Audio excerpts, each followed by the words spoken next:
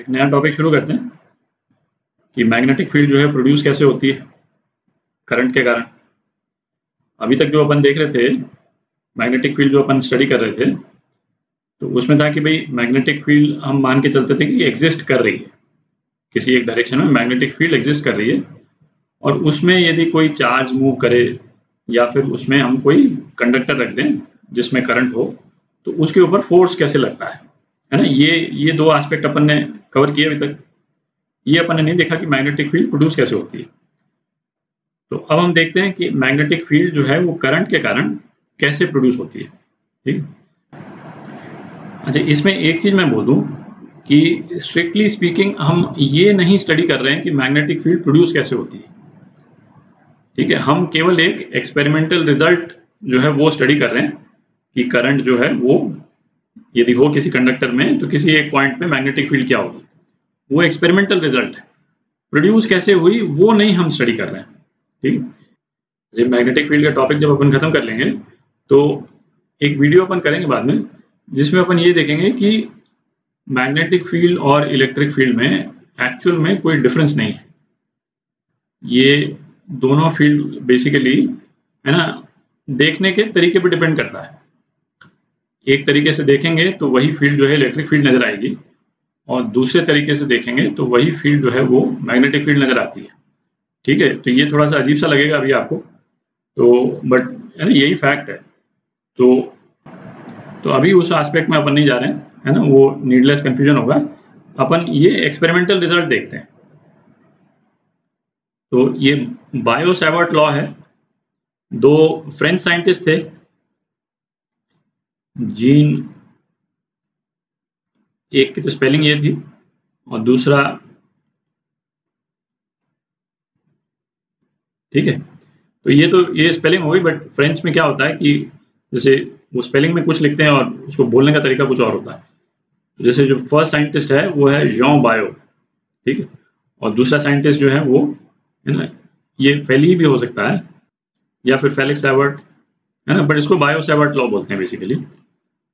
तो इन्होंने क्या ढेर सारे एक्सपेरिमेंट्स किए कि करंट की स्ट्रेंथ्स ली अलग अलग वायर्स में, अलग अलग कन्फिग्रेशन लिया वायर का, और अलग अलग पॉइंट पे मैग्नेटिक फील्ड को मेजर किया।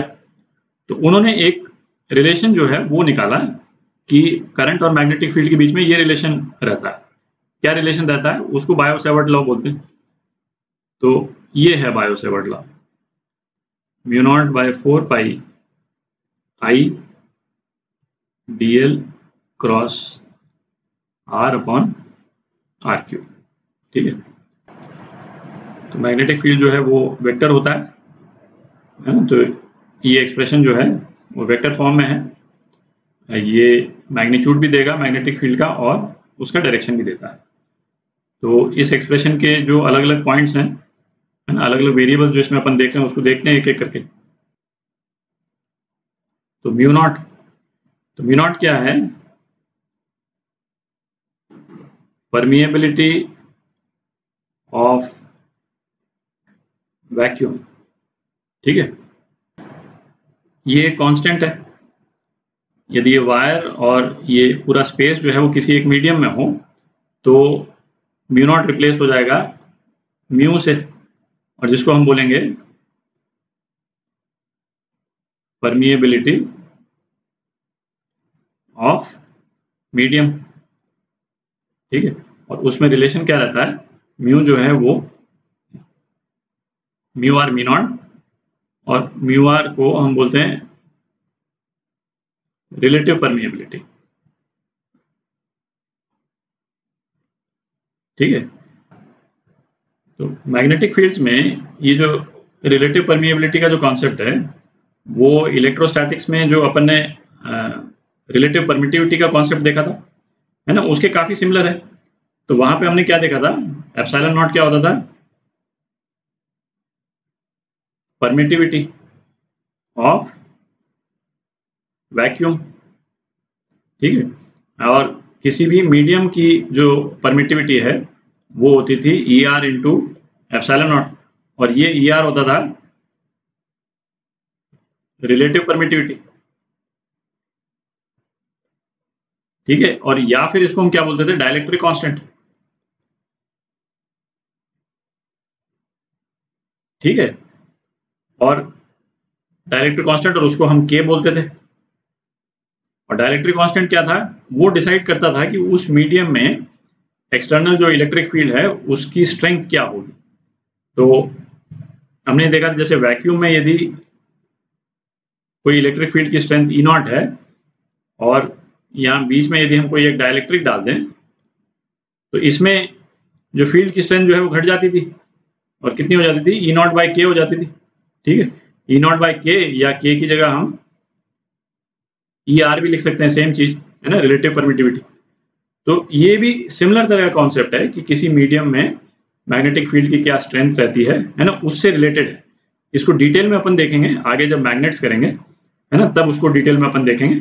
यहाँ पे केवल इतना ध्यान रखें कि ये कांस्टेंट है, और वैक्यूम में और किसी मीडियम में इसके वैल्यू में वेरिएशन होता है। ठीक है, इतना ध्यान रखें। अभी मैग्नेट्स आने पे, यानी मैग्नेट्स जब अपन स्टडी करेंगे तो इसको और डिटेल में देखेंगे। तो ये जो एक्सप्रेशन है इसका वैल्यू आपको मालूम होना चाहिए, μ0/4π। अभी वैक्यूम की बात कर रहे हैं तो ये होता है 10⁻⁻7 टेस्ला मीटर पर एम्पियर। ठीक है, तो इसकी ये वैल्यू होती है। अच्छा, बाकी टर्म्स देखते हैं इसके। आई, ये तो करंट हो गया। जैसे सपोज इस वाले वायर में है ना, करंट जो है वो आई इस डायरेक्शन में जा रहा है। डीएल हो गया। जैसे अब ये कंडक्टर का जो शेप है वो हमने तो इरेगुलर शेप लिया है, स्ट्रेट शेप लिया नहीं। तो डीएल का डायरेक्शन जो है वो जो करंट का डायरेक्शन होगा उस सेगमेंट में, डीएल हो गया उस कंडक्टर का कोई छोटा सा सेगमेंट। और चूंकि वेक्टर फॉर्म में लिखा है हमने डीएल को, तो जैसे ये डीएल है, इसको वेक्टर फॉर्म में, तो इसका डायरेक्शन क्या हो जाएगा, जो करंट का डायरेक्शन है। तो डीएल वेक्टर का इस केस में डायरेक्शन क्या हो गया, ये डायरेक्शन हो गया, ये डीएल वेक्टर। ठीक है, और फिर उसके बाद में यदि किसी पॉइंट P पे हमको मैग्नेटिक फील्ड निकालनी है तो उसका position vector with respect to ये जो डीएल वाला जो सेगमेंट लिया हमने कंडक्टर का, है ना, ये हो गया। और अपॉन r³ तो मैग्नीट्यूड है इस डिस्टेंस का। तो अब डीएल क्रॉस आर, ये एक्सप्रेशन हमको P पे जो मैग्नेटिक फील्ड होगी उसका डायरेक्शन भी दे रहा है। तो डीएल क्रॉस आर जो है वो डिसाइड करेगा कि डीबी का डायरेक्शन क्या होगा। तो डीएल क्रॉस आर, जैसे इस वाले केस में क्या हो गया, डीएल का डायरेक्शन तो ये है, अभी बनाया अपन। ठीक है, और पोजीशन वेक्टर, इसका डायरेक्शन ये। ठीक है, तो आप क्रॉस प्रोडक्ट कैसे करते थे, ए क्रॉस बी, है ना। ए क्रॉस बी का क्या डायरेक्शन होगा, ए से बी की तरफ फिंगर्स को हम लेकर के जाएं, ए, तो डीएल से आर की तरफ हम फिंगर्स को लेकर के जाएंगे तो हमारा थंब जो है जिस डायरेक्शन में होगा वो डीबी का डायरेक्शन होगा। तो इस केस में यदि डीएल से आर की तरफ आप फिंगर्स लेके जाएं तो आपका थंब पेपर के थ्रू अंदर जाएगा। तो इस वाले केस में पॉइंट P पे मैग्नेटिक फील्ड का डायरेक्शन जो है वो पेपर के अंदर है, इस तरह से। ठीक है, और नीचे r³, ये तो इसका मैग्नीट्यूड है केवल। ठीक, अच्छा, अब इसको यदि मैग्नीट्यूड फॉर्म में यदि हम लिखें तो dB क्या हो जाएगा, डायरेक्शन तो आपने देख ही लिया। ठीक है, तो μ0/4π I dl sin theta upon r²। तो ये सारे मैग्नीट्यूड्स हैं, और ये बेसिकली बायो-सैवर्ट्स लॉ के दो एक्सप्रेशन हो गए।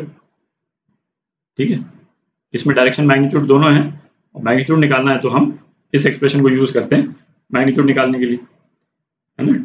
डीएल क्रॉस आर को हमने लिख दिया, डीएल आर साइन थीटा लिख दिया, और आर आर कैंसिल हो गया तो नीचे r² रह गया, और ये डीएल साइन थीटा हो गया। अच्छा, इसमें थीटा क्या है वो इंपॉर्टेंट है। थीटा ये वाला एंगल है, ये वाला एंगल। ठीक है, दोनों वेक्टर्स में जो छोटा वाला एंगल है उनके बीच में दोनों वेक्टर्स के टेल को हम ज्वाइन कर दें, जैसे यहाँ पे हमने कर दिया, टेल को हमने ज्वाइन कर दिया, और टेल को ज्वाइन करके जो छोटा वाला एंगल है वो ये थीटा है ना। ये क्रूशियल पार्ट है, इसको ध्यान रखें। तो ये बायो-सैवर्ट लॉ का जो है एक्सप्रेशन हो गया। अब ऐसा करेंगे कि अलग अलग ये करंट के जो कन्फिग्रेशन लेंगे और उसके बेसिस पे मैग्नेटिक फील्ड अलग अलग पॉइंट्स पे क्या रहता है ना, उसको कैलकुलेट करते हैं।